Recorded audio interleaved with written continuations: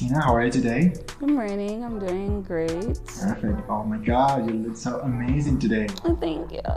Okay, Greasy. I got a couple of questions because I need to know everything about Rubials. It is my understanding that Rubials is a company that is still growing, but it's one of the companies that is becoming very popular in America. Yeah. Okay. So I got a couple of questions from a customer, but first I would like to know everything about Rubials. Okay, so what is Rubial? And I would like to know where this idea came from. Okay, so I think I found out about plastic surgery, the famous BBL, which is the Brazilian butt lift.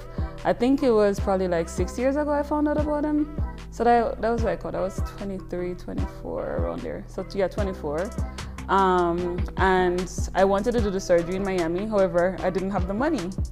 But I'm very big on researching. I'm a Virgo. So I saw that after you do the surgery, you would have to wear a faja. So it was my first time finding out about fajas. Like in Jamaica, because I'm Jamaican, we use girdles, which are basically like just the soft fabric. But I saw that the faja was like very strong porne fabric. So at the time the surgery was around $4,500. I was working $10 an hour, so I couldn't do the surgery yet. So I said, the faja is around $180. What if I buy the faja, put a waist trainer around it? It's gonna look like I did the surgery. Exactly. It worked for a period of time. So they had the butt out faja, and when I would wear that to work, everybody would be like, oh, your butt looks big, you look amazing.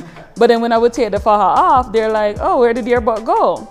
So I got comfortable with the shape that the faja gave me, and I'm like, listen, I like this, but I want to do the surgery. So I went ahead and did the surgery the following year. And of course, the faja, you have to wear for 3 months. However, I found that the leg would roll, certain parts on it was uncomfortable. After you get the fat transfer to your hips, to pull up the faja, it hurt on your hips. The faja is one size, small, medium, large, extra large. If my hip is an extra large, there's no way my waist is extra large because we added to my hip and we decreased from my stomach, like taking the fat out, liposuction. So I said, okay, my results came out amazing. I stood to, what I should do for 3 months. And then from there, I just went back to regular life. So I had moved to Miami that same year, and I realized a lot of people started sharing their story on YouTube. Interesting. Yeah, but most people were actually having problems with the faja or with recovery. So I'm like, guys, it's not that hard to get the shape, So they're like, oh, could you buy the faja for us and just sell it to us? So I'm like, you know what? I am going to do a care package. So I first started out with doing care packages where I would add like, the ab board, the back board, one faja. First, the faja wasn't even the main interest. It was just the recovery box. So I would drive to people, dropping off the product to them. I fell in love with them at that point because I'm like, oh, wow, this is actually working. Like they actually see what I'm telling them, the results that I tell them that they could have, the things that I'm telling them to do. They're doing it and they're seeing the results. So the same issue that I had with my faja when I did my surgery, I knew that these girls or guys would be having the same problem. So I said, okay, if we change this on the faja, it will make it so much better for recovery. And that's literally when I decided that, I'm not gonna buy the product from anybody anymore because they don't want to do it how I'm telling them to do it. And they're not the ones who did the surgery, I did it. So I came to Colombia, not speaking a drop of Spanish apart from hola, como estas, muy bien, gracias, y usted, full stop, poquito. And I decided to open my factory, and from there we now have Curvy Girls up board, lipofoam, all kind of different fajas, surgical, non-surgical. Yeah. All right, amazing company. Okay, Chrissy, does Curvy only offer fajas? No, so we do offer the post-op supplies such as the up board, the back board, lipofoam, waist trainer, waist eraser, waist vest. But no, we have, we have Christina Janelle, which is a sister company of Curvy Girls, which is what I'm wearing, for people with the smaller waist, the bigger hips and butts. So no, this is like Curvy Girls clothing. All right. Okay, I got a question. For example, can I get a Curvy faja even if I haven't had any surgery? Of course, I recommend it because my BBL was literally 6 years ago and I still wear a faja. I have on a full faja right now.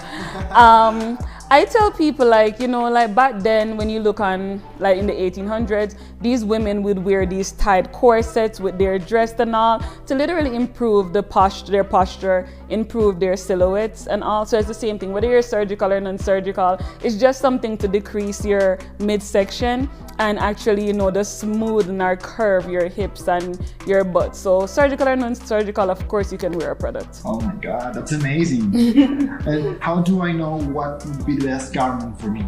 Okay, so it all depends. Like I say, if you're having surgery, definitely start off with our St. Azar's traditional because it doesn't have any latex in it, it gets the job done. But if you're a person who really you're trying to go for a really defined silhouette and all, after your 2 weeks of surgery, definitely go into the waist to raise a faja. If you're somebody who haven't had waist surgery done, you're trying to turn heads or you're trying to break necks. If you're trying to turn heads, St. Azar faja. Trying to break necks, the waist to raise a faja. If you just had a baby, 100% the same thing. Okay, so one of the most common issues with the faja is that some of them compress the bust, the hips, and the bottom. That's correct? No, I am not with the compression thing. Again, my product is living proof of me and my mold. So, I get it. so for the butt and the hip, I tell people the smaller your waist is the more bigger your butt and hip will be. So even if you're a size 0, you can still have curve. Curvy gals isn't, for people who are bigger with curves. No, the smaller your waist is, the bigger your hip and butt. So what we make sure that we do is that the fabric that we use on the butt of the faja, our shapewear, we make sure that it doesn't compress at all. And with that being done, we use a different fabric. In the sides of the faja, we don't use the same strength as we'd use in the stomach to basically snatch it. Plus, we just use one thin layer there. So there's no compression to the bust or the hip. If anything, it's just smoothing. So like if you have any cellulite or any imperfection, sliding your faja on, you're literally just gonna look like a Coca-Cola bottle or just like a rabbit. That's amazing.